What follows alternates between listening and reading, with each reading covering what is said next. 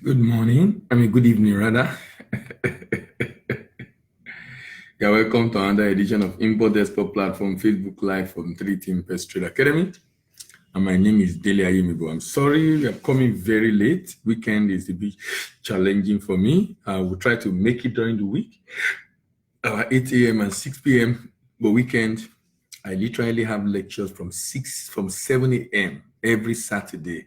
7 a.m. I have lectures from every Saturday. So it's a bit challenging, really. It's a bit challenging for me to be able to, because of other things I have to do. But I'll try as much as possible to still be having, even if it's just 2 sessions on weekend, maybe one on Saturday, the other on Sunday. So because it's a bit challenging for me to keep up with the 2 days on weekends. Most of my students work in different organizations, so they are mainly available on weekends, actually. They are mainly available on weekends. So my Saturday is like, there's no other thing on that Saturday, just extremely, extremely, extremely, extremely busy. But we'll try as much as possible to still continue so that we can be able to create the value and contribute our own quota to national development in making information available for everyone who is interested in learning about how to go about export business. We are very much aware of the fact that the more people that have the access to this information, the better our nation is. Because you know what? If we don't grow export, we really will not be able to go anywhere. If we don't grow export, we will not be able to go anywhere. And what I've realized is that our export, I've said it severally, is by default. You know what I mean by default? When you are looking at, what's the name? When you are looking at a computer program, when it says by default, if it's default, what that means is that it's on autopilot. So because it's on autopilot, so being default means that it's on autopilot. So we are not driving it actively, and those are the things that really get me a bit worried, sincerely, in Nigeria. We're not driving actively. Countries that are able to do a lot, they are very active. As in, you can see the issue between Trump and Xi Jinping in China, and you can see the Iran issue. When you just check underlying factor of all this, there's always one thing or the other with trade. Because you know what? Trade gives power. Trade gives power. Every country wants to be economic world power, want to be world power. To be world power, you must be a trade. When UK, Great Britain was world power, they were on it for many years, hundreds of years actually. But it was because of the Industrial Revolution. Everybody's going there to buy. They were making all the money, and they spread it across Europe, then to America, and then America took over from them. And China is positioning himself to take over from US. So it's so critical. Just let us realize the fact that how vital it is for us to do trade.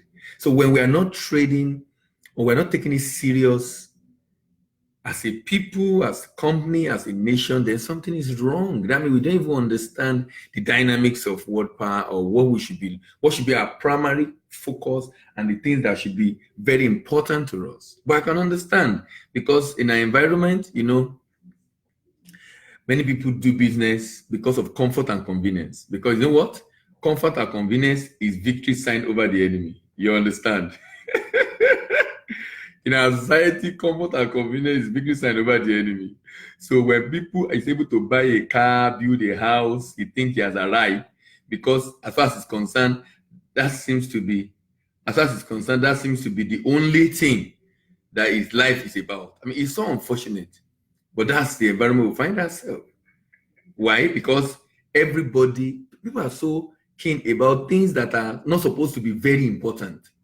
Why? Because as far as they're concerned, having those things is great, is good, no doubt about it, but it should not define us. Someone says a car is not a testimony, and I agree with him 100%. He says it's a tool for effectiveness, a tool for efficiency. Why is he saying that? He's saying that to let anyone hearing him realize the fact that, so don't rejoice, don't let that be your goal. That cannot be the goal. If that is the goal, then the priority is misplaced. The priority is misplaced. The priority is misplaced because that means the person is not interested in any other thing just to have a car.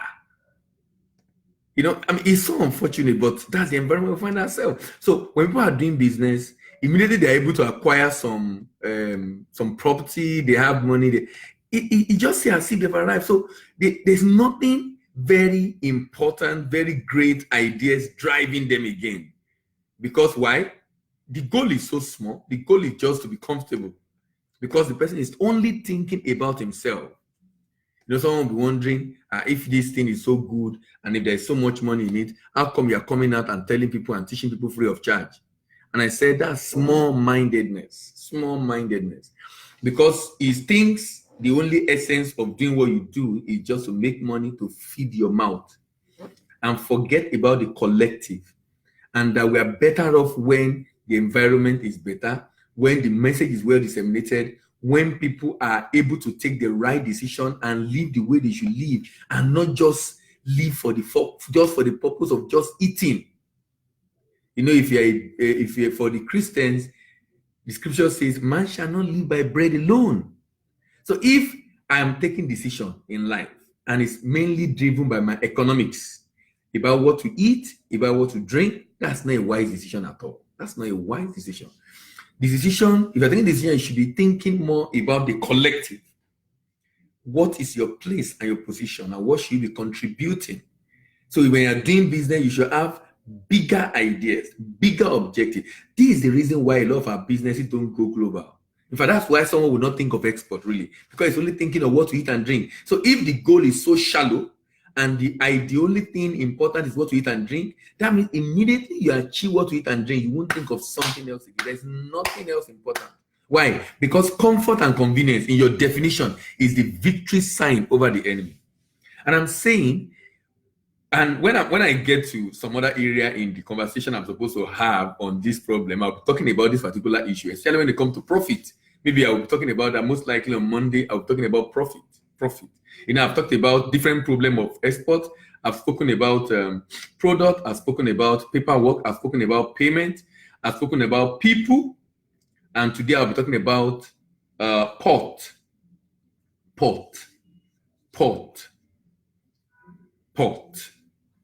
airport, seaport, port, the channel through which the good leaves Nigeria. Port, the channel through which the good leaves Nigeria. And that if the channel through which the good leave Nigeria, if that channel is well taken care of, then that will help us a great deal in our quest to grow this economy. That will help us a great deal in our quest to grow this economy. And the reason why I say that is this. As it is today, it doesn't appear to me that we really know what we want as a nation. In this space, so I'm talking about, when I mean what we want now, I'm talking about in this space, the space where I'm talking about trade now, it doesn't appear we know what we want exactly. And the reason why I'm saying that is there are no calculated attempt, strategy put in place for us to be able to grow export. And I'm happy with what we are doing, at least getting our information out and contributing. So the day we wake up, these videos are still going to be there online, having series of videos covering different spectrum of export and making people realize why we must export, what we should export, how we should export, how to curb the issue of quality, the quality issues. It can be curbed. We just need to ensure that anybody shipping good out of Nigeria, that good is shipping is the quality we want in Nigeria. We determine it. And if the quality is not good enough, it should not be allowed to ship it. But if we're going to get the agency at the port to do what it's supposed to do, then there must be punitive measures. There must be sting operation. To be able to get people, there must be mystery shoppers going to the port and posing as if they have transaction and seeing the way the officials at the port are behaving and being able to ensure they are recorded and eventually dealt with. If that happened first, second, third, at different ports, I can assure you, everybody will sit up because you will not know who is who. If you begin to ask for whatever it is you are asking, you don't know who is who. If the person is caught and thrown to jail, not just caught and dismissed, and then we go and enjoy his loot, thrown to jail, then it becomes easier for us to fix the problem. If the people are not thrown to jail, if there's no punitive measure, we won't be able to fix this problem. We will not be able to fix the problem. What are the issues at the port? Delays at the port, demurrage at the port, damages at the port. Delays sometimes due to logistical challenges, the way the port is structured. Sometimes we create unnecessary bottleneck just to be able to ensure people are exporting. Because if you are exporting, import and export is time bound. Everything is timed. There is a time you must ship. There is a time you must arrive. There is a time you must be used. So people now leverage on that to defraud people or to extort from people. Because people are desperate. They won't allow the good to be there. If they allow it to be there, they will incur demurrage, number one. They will not just incur demurrage, that means there's extra charge. They will disappoint their buyer and they might lose business. So the desperation makes people to just give whatever it is the people are asking for and move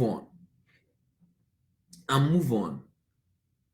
But the only way is to ensure that to avoid those delays. And apart from those delays, the infrastructure issues are another issue. The road, the port access road. Each time I look at the road and the issue we have with road in Nigeria, here is what I think. I just strongly believe that some people seem to have made up their mind to sabotage this nation. That's the only conclusion I can draw. Let me tell you why. How do you explain that a port in Nigeria that generates trillions of naira for successive government, the road is bad? How much will be needed to fix that road? How much exactly will be needed to fix that road? How much do we need to fix that road? How can we say the road is bad? This port is the one generating huge resources. So why can't a percentage of that port, of the money for that port, set aside and used to reconstruct, to repair the road every year? Now, if that is not done, then some people are just there to ensure, because some people benefit from the inefficiencies. Remember, we're discussing the solution to export business problems. I'm raising the problem, I'm providing solution. So those delays, because of infrastructure, can be fixed. For example, we have NEST fee pay for export, we have CISS pay for import. There are different fees paid. We don't even need to charge extra fee. The same money that have been paid, government just set aside. So we know that, okay, this is a fund set aside. Anytime there's a pothole, MPA, we go and use it. They give MPA, and MPA account for everything they spend. MP can always request through CBN, maybe approved by Ministry of Finance, because the law already enabled that road to be fixed. So we shouldn't wait. Now that we've gotten the road fixed, we shouldn't wait for another 5 years, 10 years to start, repairing the road. It should be a regular thing. But that's not been done. And that's the challenge we are having on that road. Delays can be caused for logistic. Delay can be caused by document. I've spoken a lot about the issue of documents, and I've said one of the major ways to fix the issue of document is to acquire capacity. Just get capacity. Just get capacity. Every problem you see in life, in business, is a darkness. Every problem is a darkness. What you need is light. What you need is knowledge. If you go for the knowledge, you will have the light and fix the darkness. That's why someone said, ignorance is a gift. It keeps everybody humble to want to learn. But unfortunately, some people don't want to learn. In fact, you meet business people in Nigeria who just want, very rare. I was talking to someone recently, wanted to invest in an export project, and they said, look, Dele, let me just learn about this first so I can take an informed decision. You rarely hear that. People are just interested in just going ahead. They don't know much about it, but they say, it's giving this return. That's why people could go for MMM. Of course, that's the only reason why people go for MMM. He's not interested in what the money is being used for. He's not interested in the risk of a transaction. He's just interested in the fact that they said they are giving money. They are giving return. Two people have collected. So that's enough for them to go. That's enough for him to go ahead because two people have collected. That's enough for him to go ahead. But that's the way it is. That's the way, it's just interesting the way people live. It's so interesting. But you know what I discovered? When you know better, you do better. And someone said the more you know, the wiser you live, or the better you live. So if there's a challenge, all the challenges I've spoken about, all of them can be fixed by just learning. Even with the delay, people are able to circumvent the delay because of knowledge. The delay leads to demurrage. Demurrage is the fee paid for the usage of container beyond the free period while the container is in the custody of the shipping line or in the custody of the terminal operator. Demurrage is the fee paid for the usage of container beyond the free period while the container is in the custody of the shipping line. So as an exporter, I've gone to the shipping line to pick up container. I took the container to my warehouse to load, and I brought it back to the shipping line. But for them to load the container on the ship, I need to provide some documents. There must be completion of export clearance. For one reason or the other, I have not been able to complete my export clearance. They've not loaded the good on the vessel. So vessel arrive, they are not able to load. I miss the vessel because I'm still sorting out my documentation issue. That delay in shipment of that goods, such that the container has already been occupied with my goods and the shipping line cannot give the container to someone else, I will pay the shipping line for that inefficiency of mine. Because by virtue of not being able to allow them to have access to the container and give other people is a big challenge. It's denying them of making the maximum they can make from that transaction. So you go to pay for it. You go to pay for it. And the fee you pay for that inefficiency of yours is called demurrage. Demurrage is the fee paid for the usage of container beyond the free period while container is in the custody of the shipping line. Demurrage is the fee paid for the usage of container beyond the free period while the container is in the custody of the shipping line. While container is in the custody of the shipping line. And this demurrage is one of the challenges you will face when there is an issue at the port, delay at the port. Some delays are orchestrated by your inefficiency, but you know what I discovered? Some delays are orchestrated by the port inefficiency, but you bear the brunt. In Nigeria, you bear the brunt. For delay that is not caused by you, you bear the brunt. And then damages.